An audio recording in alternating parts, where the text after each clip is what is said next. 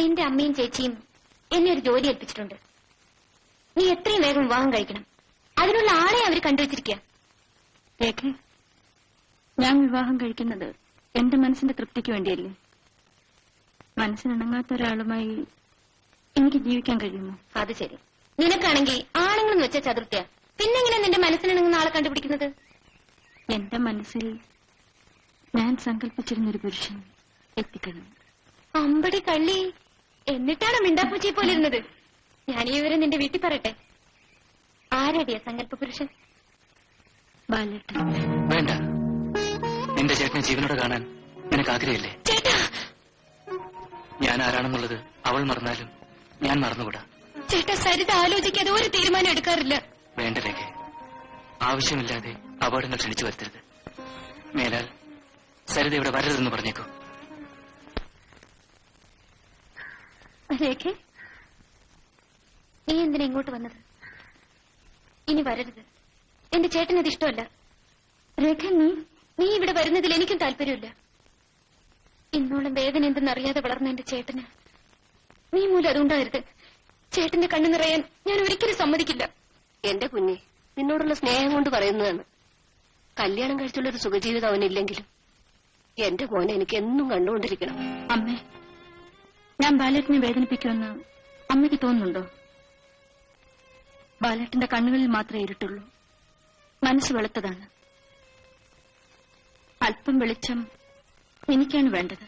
അത് ഞാൻ ബാലേട്ടനിൽ നിന്ന് പ്രതീക്ഷിക്കുന്നു. ഞങ്ങൾക്ക് പറയാനുള്ളത് പറഞ്ഞു. ഇനി അവന്റെ ശവം കൂടി കണ്ടേ അടങ്ങുമെന്നുണ്ടെങ്കിൽ നിന്റെ ഇഷ്ടം പോലെ ചെയ്തു.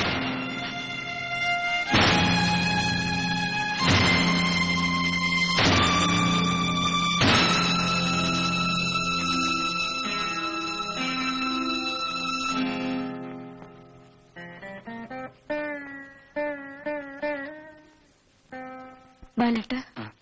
സരിതയോ? സരിത ഇങ്ങോട്ട് വരരുതായിരുന്നു. വിവരങ്ങൾ രേഖ പറഞ്ഞില്ലേ? ബാലേട്ടൻ പറയുന്നത് കേൾക്കാൻ വേണ്ടിയാണ് ഞാൻ ഇങ്ങോട്ട് വന്നത്. എന്നോട് ഇത്ര വെറുപ്പാണോ? സ്നേഹമുള്ളതുകൊണ്ടാണ് സരിത എന്നിൽ അകറ്റുന്നത്. ബാലേട്ടൻ എന്നെ വിശ്വാസമില്ലേ? വിശ്വാസവും അവിശ്വാസവും എല്ലാം പരിധികൾക്കപ്പുറം ചിന്തിക്കുന്നവർക്കാണ്. ഞാൻ എന്റെ പരിധിയെപ്പറ്റി ബോധവാനാണ്. സരിത പോകൂ. ഈ കൂടിക്കാഴ്ച അവസാനത്തായിരിക്കട്ടെ.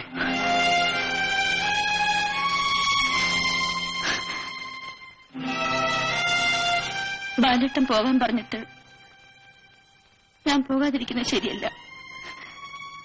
ഈ കൂടിക്കാഴ്ച അവസാനത്തേതായിരിക്കട്ടെ. പക്ഷെ നാളെ രാവിലെ ഉണരുമ്പോ ബാലേട്ടനെ സ്നേഹിച്ചൊരു പെണ്ണിന്റെ മരണവാർത്ത ബാലേട്ടൻ കേൾക്കും.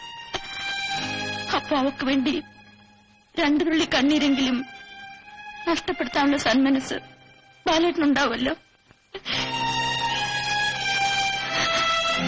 സരിതേ,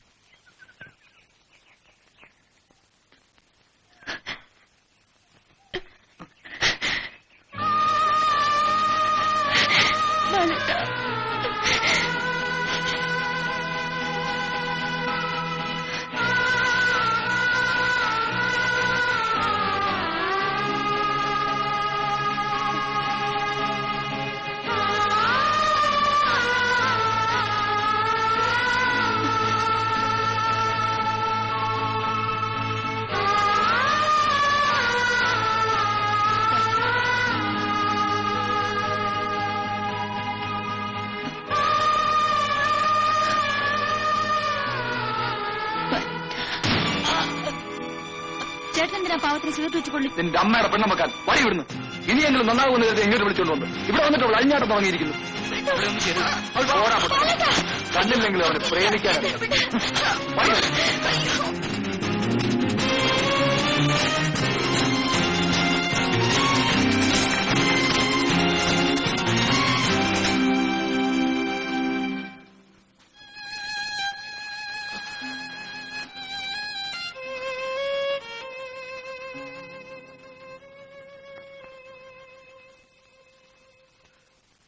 എന്താ മോളെ ഇത്? നീ ഇനിയും ഗുണം പിടിക്കാനുള്ള ലക്ഷണമില്ലേ? ഇവള് കാരണം ബാക്കിയുള്ളവർക്ക് മറ്റുള്ളവരുടെ മുഖത്ത് നോക്കാൻ പറ്റാതായിട്ടുണ്ട്. ഞാൻ മരിച്ചാൽ നിങ്ങൾക്കൊക്കെ സന്തോഷമാവും അല്ലേ? സുകുമാരൻ നായരും നീയുമായിട്ടുള്ള വിവാഹം ഉറപ്പിക്കാൻ പോവുകയാണ്. ഇനി മേലാൽ ഈ വീട് വിട്ട് പുറത്തു പോയാൽ അടിച്ചതിന് മുട്ടിയാൻ ഒടിക്കും. ഒരു രണ്ടാം കെട്ടുകാരനെ എനിക്ക് വേണ്ടെന്നു. പൊട്ടക്കണ്ണനായാലോ? അതെന്റെ ഇഷ്ടം. പൊട്ടക്കണ്ണനായാലും ഞുണ്ടിയായാലും കൂടെ ജീവിക്കാൻ പോകുന്ന ഞാനാണ്. അമ്മേ, ഞാൻ പറയാനുള്ളത് പറഞ്ഞു കഴിഞ്ഞു. ഇനി ഈ നില തുടർന്നാൽ എനിക്ക് മറ്റു പല തീരുമാനങ്ങളും എടുക്കേണ്ടി വരും. ഈ വീട്ടിൽ നിന്ന് ഇറക്കി വിടുമായിരിക്കും. പട്ടിണിയായാലും കയറിക്കിടക്കാൻ ഞങ്ങൾക്കൊരു വീടുണ്ട്. കടം ചലിക്കാടി. അല്പം പഠിപ്പ് കൂടിയതുകൊണ്ട് ഇങ്ങനെ കിടന്ന് അഹങ്കരിക്കരുത്.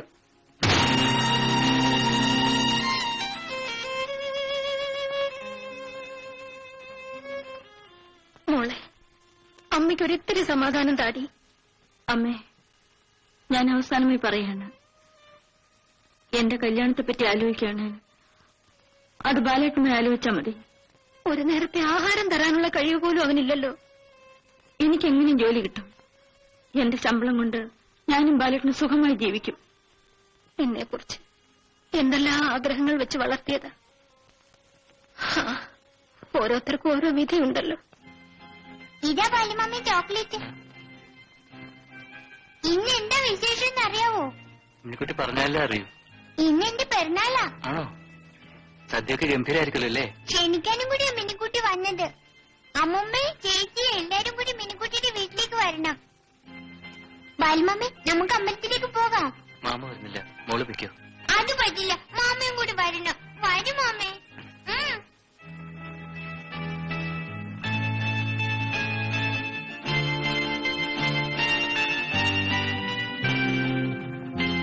മാമേ, ദേവി തൊഴണമെങ്കിൽ കുളിച്ചിട്ട് വേണം. മാമ കുളിച്ചതാ, മോള് കുളിച്ചില്ലേ? അയ്യേ, ബാലുമാമി ഒരു മണക്കൂസ. പിറന്നാളായിട്ട് ആരെങ്കിലും കുളിക്കാതിരിക്കുവോ? എന്നാ നമുക്ക് കാലും മുഖവും ഒക്കെ കഴുകാം.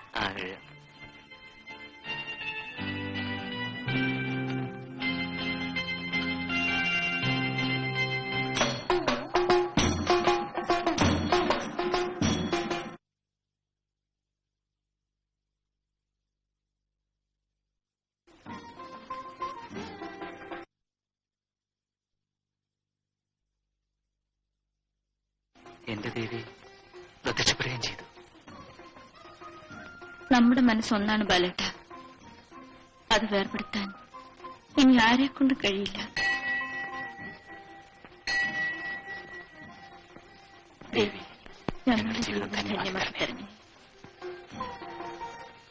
അയ്യോ അമ്മേ,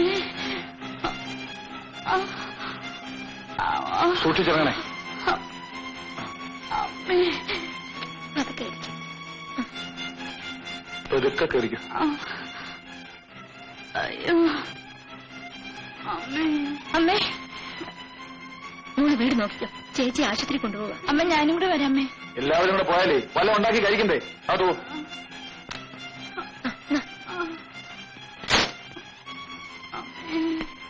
പോകാം.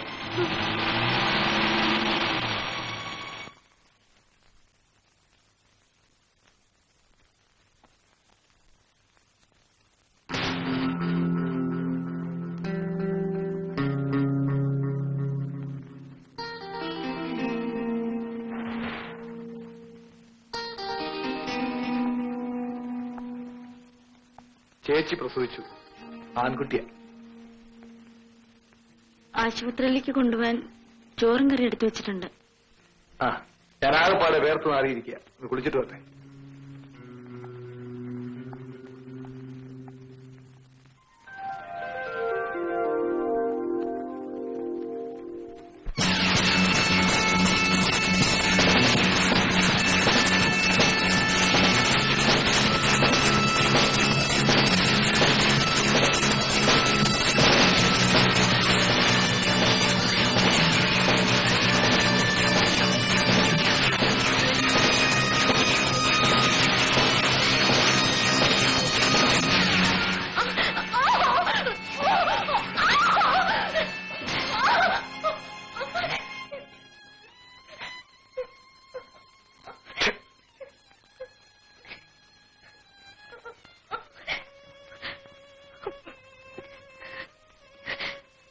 എന്നോട് ക്ഷമിക്കേ. ഇയാളെ വിശ്വസിച്ച് ഇനിയും 2 ദിവസം ഇവിടെ എങ്ങനെ കഴിയാ? എനിക്ക് മുൻകൂട്ടി സംശയം ഉണ്ടായിരുന്നത് കൊണ്ടാ നിന്നെ കൂട്ടിന് വിളിച്ചത്. നീ കൂടെ ഇല്ലായിരുന്നെങ്കിൽ. ഓ എന്റെ ഈശ്വര. നോക്കൂ സരിതേ, ഒന്നുകിൽ ചേച്ചിക്ക് കൂട്ടിന് ആശുപത്രിയിൽ പോയി നിൽക്ക്, അല്ലെങ്കിൽ അവര് വരുന്നവരെ ഞങ്ങളുടെ വീട്ടിലേക്ക് പോര്.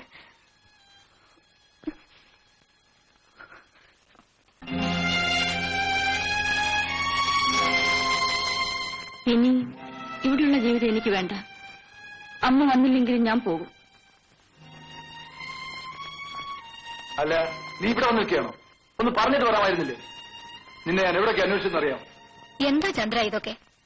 മനുഷ്യരായ കുറച്ചൊക്കെ ബോധം വേണ്ടേ? ആ, എന്താ? എന്ത് പറ്റി? നിനക്കൊന്നും അറിയില്ലേ? അങ്ങനെ ഒരു അബദ്ധം പറ്റി. അതിനിപ്പോ ചാകാൻ പറ്റുമോ? പറയുമ്പോ എളുപ്പമാ, പക്ഷെ തകരുന്നതൊരു ജീവിതമാ. അവളുടെ ചേട്ടനും അച്ഛനും എല്ലാം നീയാ. നീ ഇങ്ങനെ ആയാലോ? അമ്മ എന്താ തീരുമാനിക്കുന്നത്?